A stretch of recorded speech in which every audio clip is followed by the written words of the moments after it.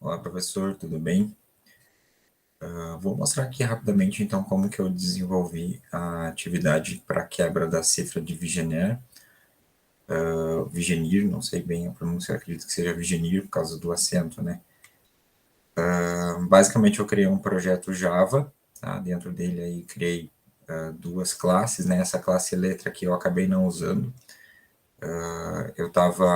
Eu cheguei a implementar o método ali para contagem de frequência dos caracteres, né? Para análise de frequência usando aquela segunda alternativa, mas no fim eu achei mais fácil fazer com o Kaczynski, que é quebrando a string ali, procurando strings repetidas, né, strings de 3 caracteres repetidos. Então eu acabei que essa classe aqui eu não usei, depois eu removo ela do projeto. Tá, ele é um projetinho Java Maven, então aqui dá para ver que ele tem, eu usei só uma dependência que eu baixei, né, que é essa classe aqui, ó, a string utils, né. Enfim, já dá para presumir que ela vai ter algumas facilidades ali na hora de trabalhar com strings. Bom, nessa classe aqui eu tenho basicamente dois atributos, né? A letra de maior frequência e um alfabeto. Inicializei eles aqui no construtor da classe, né? Então o alfabeto ele recebe todas as letras do alfabeto e a letra de maior frequência eu tenho que passar aqui para o construtor para ele definir na hora da criação da instância. Criei gets e setters aí para o atributo letra mais frequente, então tranquilo. Tem um método aqui para calcular o MDC. Basicamente, ele vai me devolver ali o MDC entre esses dois números. E esse cara aqui calcula a MDC lista. Basicamente, ele vai calcular o MDC entre uma lista de números. Né? Então, no final, eu vou passar uma lista de números aqui para ele. Ele vai me devolver qual é o mínimo divisor comum entre eles. Tá? Acredito que seja o resultado ali que a gente precisa para o tamanho da chave. Bom, depois, aqui foi o método, basicamente esses dois aqui se encontram facilmente na internet, eu deixei eles como private, porque eles só vão ser usados aqui dentro mesmo, então não tem por que eles ter visão externa. Aqui eu criei o método, então, para calcular o tamanho da chave, né, eu criei até um pouco da documentação aqui, essa Kaczynski, né, por algum motivo em alguns lugares eu acabei botando com N. Enfim, esse método aqui, basicamente, ele vai calcular a frequência, tá? De que forma? Ele vai pegar e dividir o texto aqui ó, em pequenas substrings, né, de 3 em 3. Então, ele pega do i até o i mais 3, depois quando o i mudar, e assim por diante, né? E ele também vai até o final do texto menos 3, porque quando chegar no final ali, ele não vai mais conseguir fazer esse mais 3 aqui, a gente teria uma exception do Java, né? Aí eu faço a contagem de frequência, verificando quantas vezes essa substring aqui ela aparece dentro do meu texto, né? Isso aqui vai me retornar a quantidade de aparições dela ali. Sempre que eu achar uma frequência maior, eu substituo nessa substring mais frequente aqui e a frequência, né? Até essa variável aqui não me interessaria muito, né? Me interessa mais é isso aqui. Para o próximo passo, né? No próximo passo, daí, implementando o Kaczynski ali, eu vou pegar e verificar pelo menos 5 distâncias. Aqui eu peguei 5 distâncias, eu achei que era um número bom para calcular o MDC ali, porque se a gente usar todas em textos muito grandes, eu vi que ele acabava se perdendo. Tá? Então eu peguei 5 amostras, então ele vai verificar a distância entre 5 dessas substring de maior frequência aqui dentro do meu texto, vai armazenar, só um pouquinho que o Meet está incomodando aqui, desculpe. Ele vai armazenar essa lista de distâncias dentro de um array, né, de um vetor normal, né, um vetor de números inteiros aqui, sempre calculando, pegando a posição atual, né, e verificando a próxima, né, por isso daqui do posição mais 3, né, o index of ele tem duas implementações, uma que pega simplesmente a primeira instância e outra que pega a instância a partir de um deslocamento específico. Tá? Isso eu faço aqui, no primeiro caso, eu pego do primeiro, né, do início, daí depois eu tenho que lembrar que a minha posição inicial é a final anterior, tá? Só por isso desse if else aqui. Certo, aí calculo aqui a distância, né, a posição final menos a posição inicial. Depois de fazer isso aqui, eu vou fazer o cálculo do tamanho da chave, né, com o método cálculo MDC, que está lá em cima, já falamos sobre ele, e vou retornar o tamanho da chave. Tá? Isso é tranquilo, né? Depois de calcular o tamanho da chave, eu já consigo fazer a decifragem, né? Só que antes eu tenho aquele método para deslocamento simples, esse aqui também é um método mais simplesinho, ele recebe um vetor de caracteres, e o deslocamento, e ele simplesmente aplica esse deslocamento sobre todos os caracteres desse vetor e me devolve ele dentro de um vetor novamente. Então, ele recebe um vetor de caracteres e me devolve um vetor de caracteres. Tá. Aqui eu usei o auto-format do NetBeans, ele tem essa característica de botar o senão do lado, eu não gosto, eu gosto do senão embaixo, mas em questão de estética. E aí sim, o método de decifrar aí que foi desenvolvido, né? Ele vai receber o texto, né? E o tamanho da chave como parâmetro, tá? A primeira coisa que ele vai fazer é criar uma matriz. Essa matriz, ela tem em número de linhas, né? O meu tamanho do texto dividido pelo tamanho da chave, que é basicamente a quantidade de substrings que eu vou gerar, e como colunas o tamanho da chave. Então, porque cada uma dessas strings tem esse tamanho, né? Essa largura, digamos assim. Então, ele ficaria aqui nas colunas. Porque a análise depois ela é realizada por coluna, né? Bom, aí fiz um for, que vai simplesmente pegar o meu texto original e copiar as letras aí para dentro da minha matriz, né? Sempre dividindo ela de acordo com o tamanho da chave, né? Por isso que tem esse teste aqui. Tá? Então, se retornar zero, né, ele vai saber que ali é o momento em que ele tem que dividir, tá bom? E aí, quando ele fizer essa divisão, ele vai copiar para dentro da matriz, né, esse part.charat, né? O charat aqui é, basicamente, ele pega uma parte dessa string, né, e pega cada um dos caracteres. Por esse for aqui, por isso que ele roda dentro do outro, né? E dentro do if também. Então, ele só vai acontecer quando eu atingir o tamanho da chave. Então, cada vez que o contador ali for divisível pela chave, ele sabe que eu atingi o tamanho de uma das minhas substrings, digamos assim, e vai copiar ela para dentro da minha matriz. Esse contextos mais aqui, eu acabei, acho que não usando ele para nada depois, eu tinha escrito todo esse código num projeto separado, né, para testar, e à medida que os bloquinhos iam funcionando, eu ia trazendo eles para esse projeto, e no fim eu acabei esquecendo, né? Ele tinha muitos outros system out aqui no meio, que ele ia, à medida que ia desenvolvendo, ele ia me devolvendo alguns resultados. Mas ele ficava muito lento, né? Então por isso eu tirei o system out, ele é um processo meio demorado aí computacionalmente. Tá. Depois disso, ele faz a análise de frequência em cada uma dessas colunas, né? Então ele vai percorrer isso aqui até o tamanho da chave, né? Aí, porque isso aqui é o tamanho da minha coluna, né? O tamanho de cada uma das minhas colunas. Aí ele pega declara um vetor de colunas do tamanho aqui do texto dividido pelo tamanho chave, né? É a mesma, na verdade, é a mesma coisa disso aqui, né? Então, é exatamente o mesmo motivo de existência disso aqui. Só que agora eu estou pegando e separando as colunas, ao invés de ter tudo numa matriz, eu pego e destaco como se eu destacasse uma coluna da minha matriz. Isso aqui é possível fazer de forma automática se fosse uma linha, mas eu não consigo fazer para colunas, né? Porque no Java, só se eu invertesse a matriz, né? Mas aí achei que seria mais fácil, talvez algumas coisas aqui tenham jeitos melhores de fazer. Depois, vou copiando para... acho que eu subi um pouco aqui, deixa eu voltar. Perdão. Daí eu vou copiando aí para dentro dessa coluna o caractere que está em cada uma das posições. Então, essa coluna basicamente é um array que eu chamei de coluna porque ela representa exatamente um recorte da coluna da minha matriz.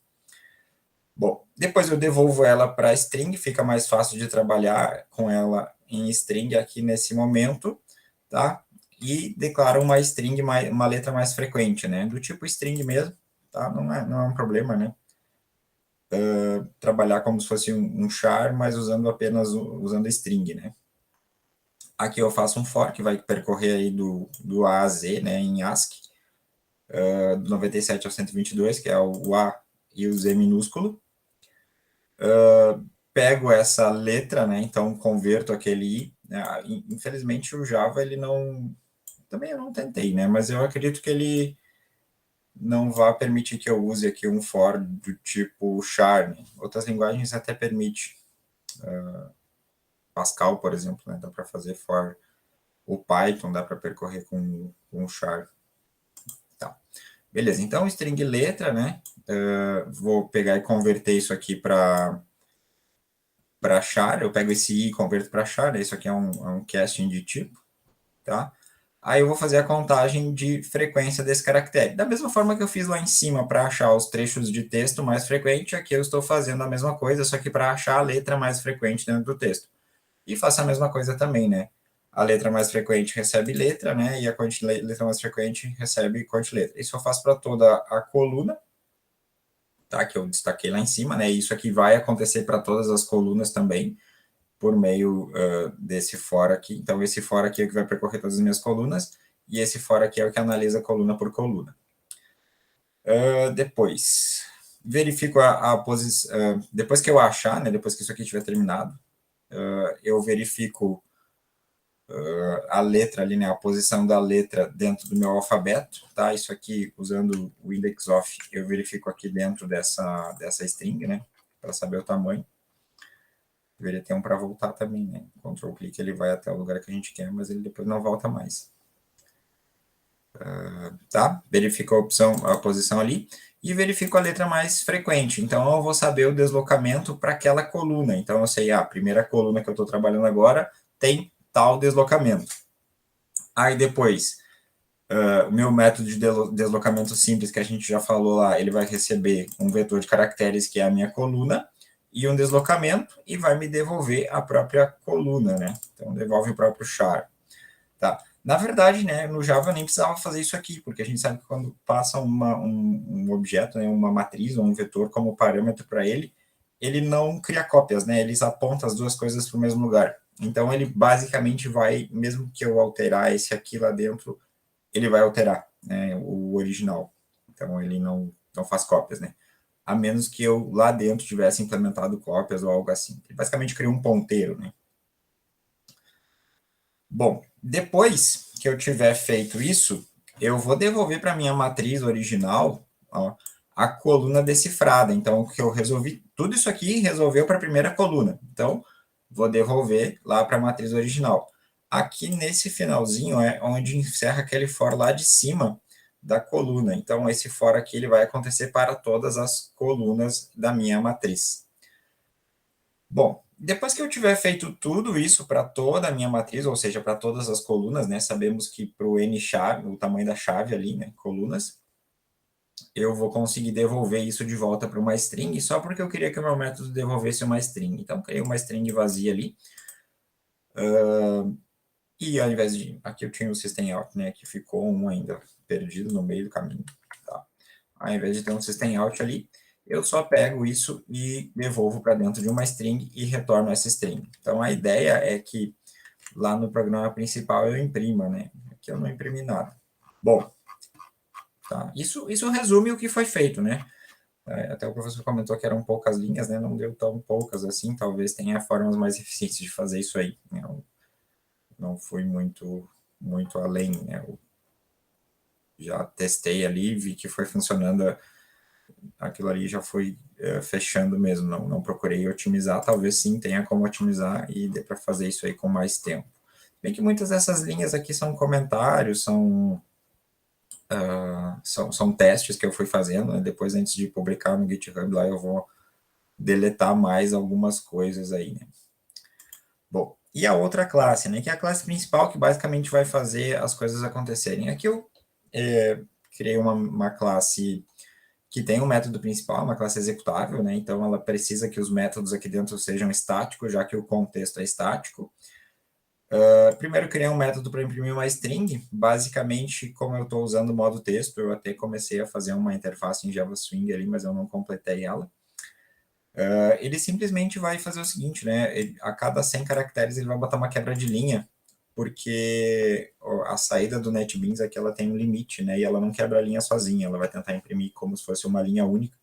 e isso vai fazer quebrar, né? Vai ficar ruim, vai aparecer lá que não tem mais como imprimir, a gente não vai ver o texto todo. Só para isso que existe esse método. Depois eu criei um método para ler string, que basicamente também vai ler uma string do teclado, e eu usei ele só para ler o nome do arquivo depois que a gente vai testar, né? E para ler a opção também do menu. Tem esse método aqui que mostra resultado, que ele simplesmente vai mostrar o texto original, né? Usando o método imprime string, tá? É esse aqui de cima. Depois vai dizer qual foi o tamanho que ele achou, né? De chave.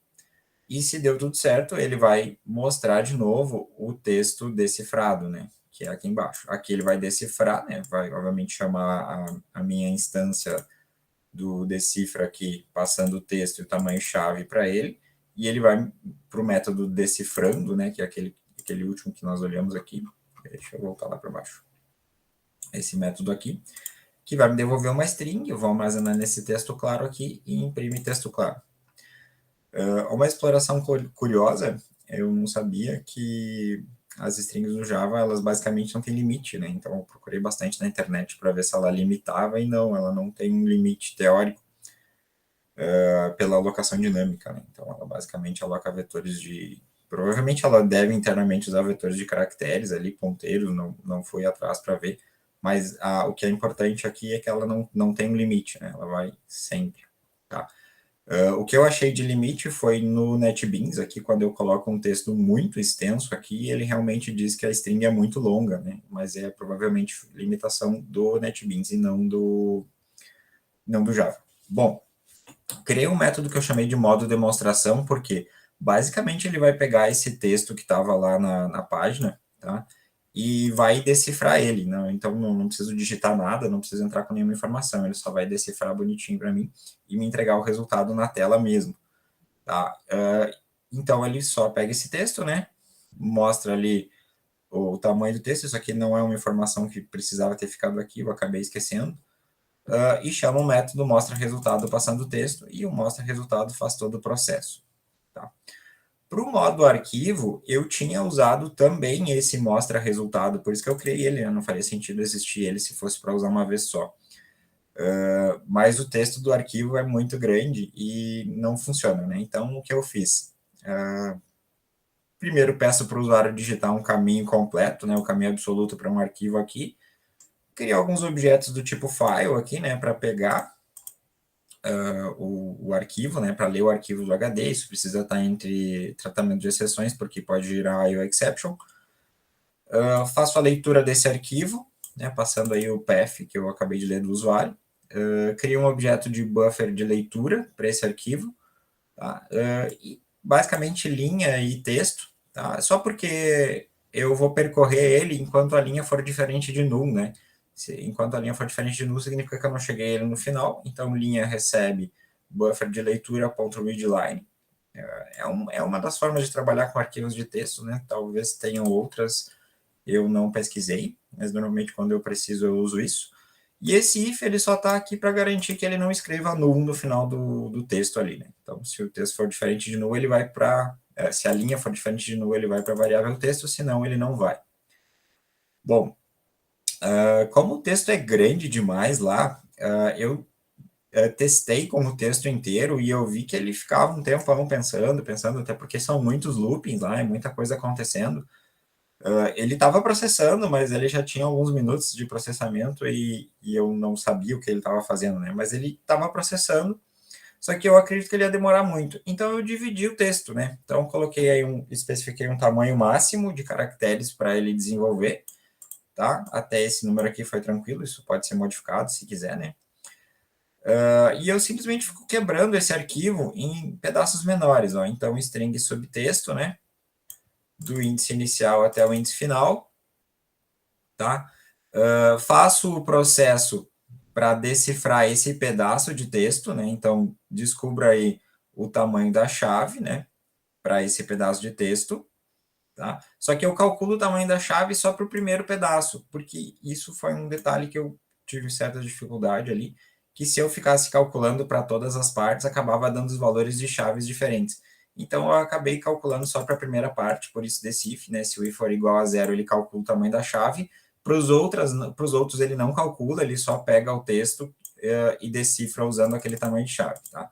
Mas o importante é, ele vai dividir o meu texto de 10 em 10 mil caracteres, tá?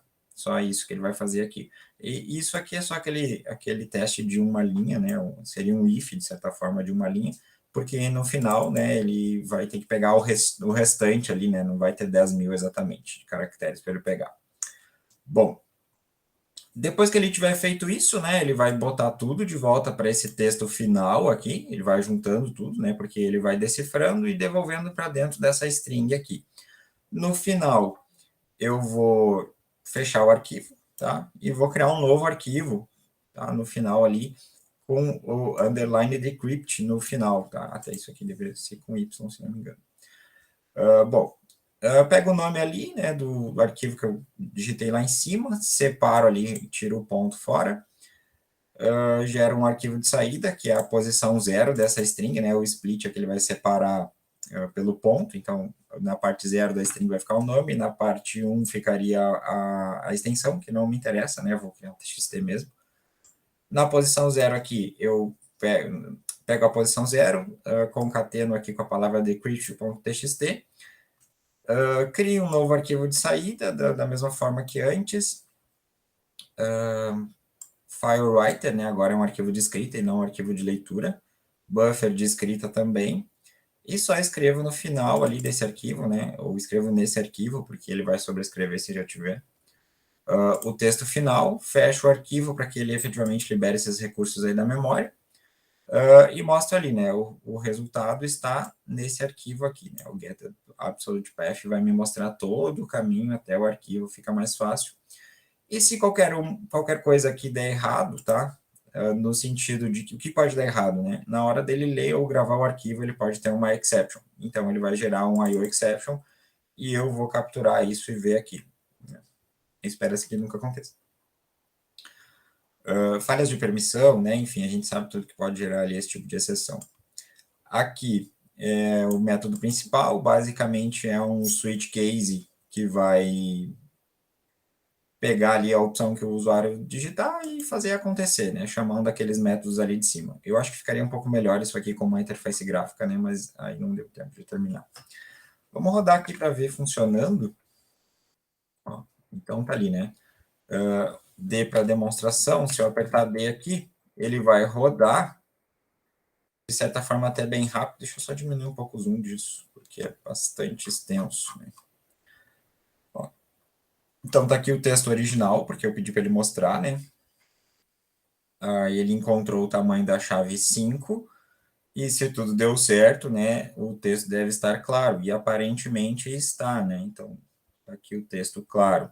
Esse era em inglês, então, eu não mostrei, né, mas quando eu crio a instância ali da classe que quebra, eu tenho que passar a letra mais frequente, né, deixa eu achar aqui onde está. Tem no modo arquivo, tem, no outro também tem, né. Aqui, ó, passando o E como letra mais frequente. E isso ficou curioso, porque os arquivos lá, eles estão em português, né? A decifragem deles acaba virando em português, aparentemente são alguns trechos bíblicos ali. E ele fica, eu não li tudo, né? Eu li só o início, e algumas palavras no meio, aparentemente. E ele funcionou com a letra E também. Tá? Deixa eu entrar aqui, então, no modo... Ó, eu tenho aqui na pastinha, ó, nessa pastinha eu tenho todos os arquivinhos.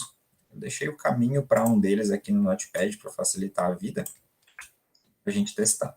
Então tá aqui, ó, o texto original, né, cifrado, e vamos rodar aí o decifrar aí com o arquivo texto, tá? Então ele precisa do caminho, né? Vamos passar aqui o caminho para ele. Ele fala ali a quantidade de caracteres e ele demora um pouco mais, até porque aqui tem muito mais caracteres do que tinha lá no arquivo, na string, aquela que estava ali fixa. O que eu poderia ter feito aqui é cronometrado o tempo que ele leva para executar, né, usando o system lá, o current time millis, né, dá para obter os milissegundos. para a gente saber quanto tempo efetivamente ele está levando para fazer o processo. Mas ele faz, né? E me deu o resultado ali, né? O resultado está ali, vamos ver se ele criou efetivamente lá, ó. Tá aqui. E traduziu, né? E curiosamente o texto estando em português, talvez eu devesse usar a letra A como letra mais frequente e não precisou. Eu deixei com a letra E ali e funcionou. Tá, achei curioso. Eu tentei com a letra A e com a letra A daí não funciona, aí não dá certo. Vou rodar de novo aqui, a gente pega um outro. Tá.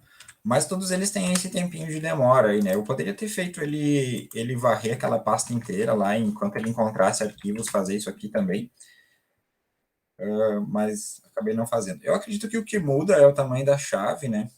Até ele me mostra o tamanho da chave, eu pulei ali antes, né? Para a gente ver o resultado. Esse código depois eu vou hospedar ele no Git, né? De alguma forma. Eu posso tentar colocar no Replit também, mas eu acho que o Replit ele não vai dar suporte àquela importação ali. Eu vou ter que importar manualmente e colocar lá. Mas também não é difícil, né? Ó, ele disse, eu não botei mais o tamanho da chave, né? Aí, pena. Teoricamente gravou aqui no Cypher 2, né? Tá aqui ele, ó. Aí aparentemente é o mesmo texto. Tá? Eu não sei se o processo falhou, se eu fiz alguma coisa errada, mas tem um texto claro aqui. Eu não sei se é o texto que era para ser, tá? Mas é um texto completamente legível, né? Tá bem. Eu acredito que era isso, né? Não tem muito mais detalhe. Eu testei com vários aí, né? Testei até com o 31 lá, e deu tudo certo. Então, acho que é isso. Qualquer dúvida é só me chamar, me perguntar, que a gente vai tentando esclarecer aí os detalhes. Obrigado, até mais.